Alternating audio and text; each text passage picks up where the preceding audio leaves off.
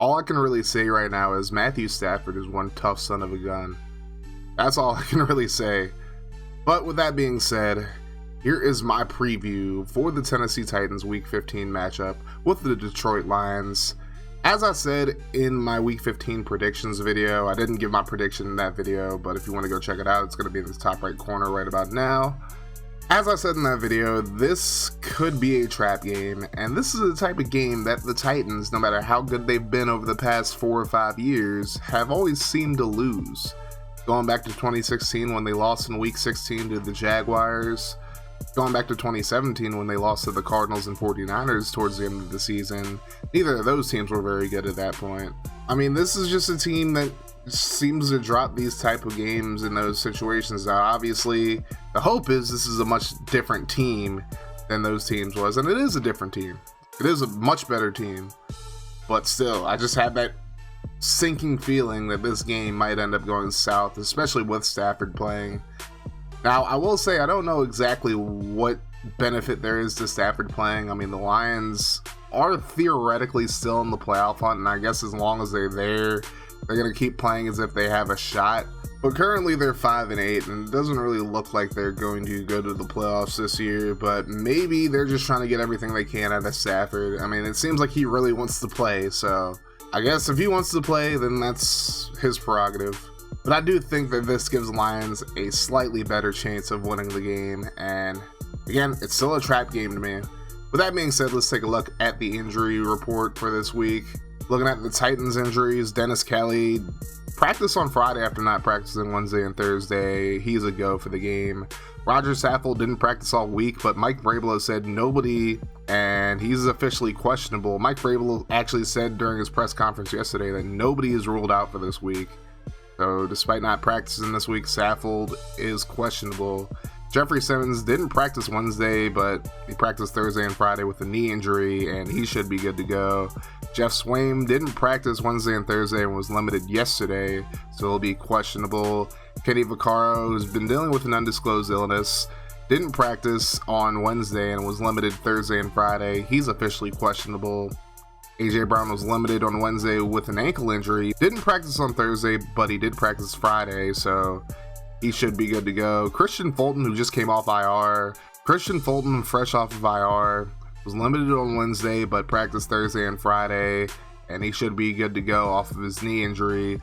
And here's a big shocker right here. Dory Jackson, who's missed the entire season up to this point due to an undisclosed knee injury. He was limited all week, and he's questionable this week. I believe last week he was out from the jump on Friday, but he's questionable, and that's kind of a big deal. Then we got Ben Jones, who had a knee injury as well. He was limited on Wednesday. Thursday and Friday he practiced in full. He should be good to go. And then Derrick Henry had a non-injury related issue, I guess. He was limited on Thursday, but practiced in full on Friday. Wasn't even on the list on Wednesday. So obviously he's good to go. Nothing to worry about there.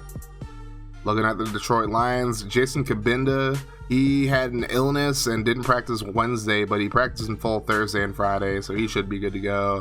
A lot of people out for the Lions this week. Tyrell Crosby had an ankle injury. He didn't practice all week. He's going to be out. Kenny Golladay, who's missed the past few weeks with a hip injury, didn't practice. He'll be out as well. That's actually really good for the Titans secondary that's been really bad so far this season.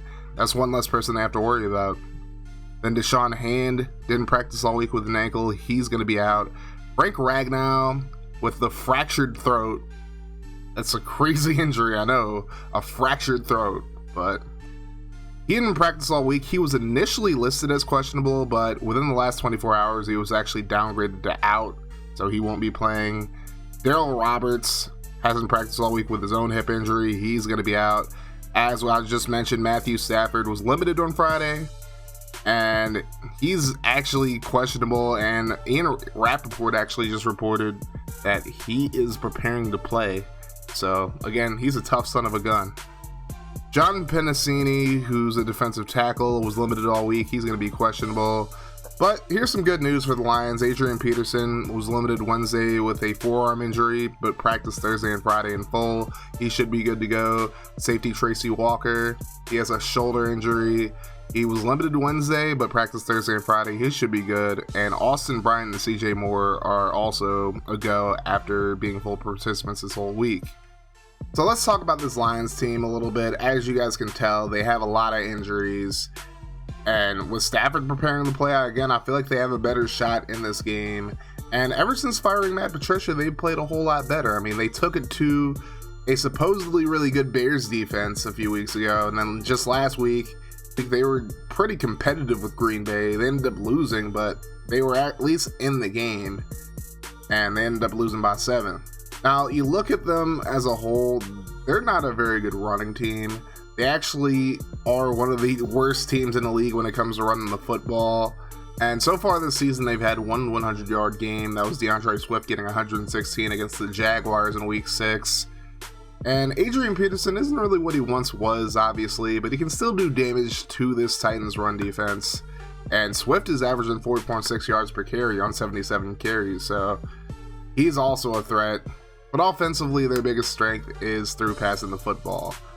Now, obviously, with Stafford playing, that definitely is going to make it a lot harder on the secondary. He's a good quarterback. He just has played for a really bad franchise for his entire career. Stafford is a good quarterback. Don't let the Lions' lack of success fool you. But even with Kenny Golladay hurt, they still have some pretty good receivers as well. You look at Marvin Jones, Mohamed Sanu, Danny Amendola, and then at tight end, they have TJ Hawkinson and Jesse James. They can all do some damage if the Tennessee secondary is lax like they've been so far this season. And with how bad the secondary has been this year, they're really going to have to be on their P's and Q's in this one. Now, you look at the Lions' defense, and they are awful defensively.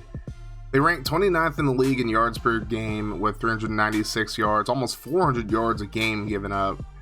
And against the pass, they are 27th. They've given up 263.8 yards per game. And then they're 29th against the run, 132.8 yards per game given up, and they are 29th in defensive points per game, giving up damn near 30 points a game. So this is a really good opportunity for Derrick Henry to get closer to getting 2,000 yards. And Ryan Tannehill's in range for 4,000. You got A.J. Brown and Corey Davis both very close to getting 1,000 yards each. They would actually be the first 4 teammates to get 4,000 yards passing, 2,000 yards rushing, and 2 1,000-yard receivers. I don't think they're actually chasing those stats. I think that they're more concerned about getting to the Super Bowl and winning the Super Bowl. But it'd still be pretty cool for that to happen. Now we're going to get into the 3 keys of the game for the Tennessee Titans. The first one's pretty obvious. They got to get after Matthew Stafford, and I know it's easier said than done with how bad this Titans pass rush has been so far this season. I really felt like Gardner Minshew had all day to throw last week, but with Frank Ragnow out, and with the Lions' offensive line just beat up in general, but Harold Landry, Derek Roberson, whoever's rushing Stafford needs to get after him, and they need to hit him. Obviously, within the confines of the rules, you don't want to get called for roughing the passer in these situations, but you got to get after him, you got to hit him. The second key of the game, limit the penalties. I mean, Tennessee had 7 penalties, 78 yards against Jacksonville last week. Now, granted, they still ended up winning, but the penalties have to be cut down. They have to stop, because that's exactly how you let a team like Detroit upset you by just making stupid mistakes. So I would say limit the penalties and no turnovers is what Tennessee has to do. Just limit the mistakes, and there's no way that you lose this game, honestly. And then last but not least, number 3, keep it simple offensively. You know, the flea flicker was cool against Jacksonville, but that's the type of play that you want to save for a playoff game or for a game like Green Bay or something like that. We know that Arthur Smith can make good play calls from time to time. We know that he can draw up really good plays. But he has to be mindful of using all these trick plays against teams like the Lions or teams like the Jaguars. Just keep it simple. The Lions don't have a good defense. Just run the ball with Derrick Henry. Let Tannehill throw it. And just get the ball to your playmakers. You don't have to be too cute in this game. It's the Lions. Their defense sucks. Just run the ball and just move the ball down the field, eat up clock, and you'll be fine. Just don't try to overthink things in this game, honestly. And we've seen Arthur Smith do it all season. He just has a really bad habit of just overthinking things, and it's just like, hey, let's throw it to our third string offensive lineman. Hey, let's have Cameron Batson run it out of the Wildcat. Like, just don't be cute. Just get the job done. Keep it simple, and Tennessee should win this game. As for my prediction, I am going to have the Titans win this one 34-17. I just don't really believe that the Lions are going to threaten this team. With Stafford injured, I'm sure he's going to give it his best. But at the end of the day, I think Tennessee is going to be fine in this one. They're not going to be able to stop Derrick Henry. And I think Tannehill will have a good game as well. And the Titans will win, and they'll set up for a very big Sunday night game against the Packers next week. Let me know in the comments section who you think is going to win. Let me know what your prediction is down below. If you enjoyed this video, make sure you guys hit that like button, hit the sub button if you're new as well, and turn your notifications on to join the notification gang. That way every time I upload a video, you guys will be notified. And we are going to keep the good vibes rolling here. It's been Kaz Cray, and if you want to see more from the channel, check out the playlists and the videos in front of you.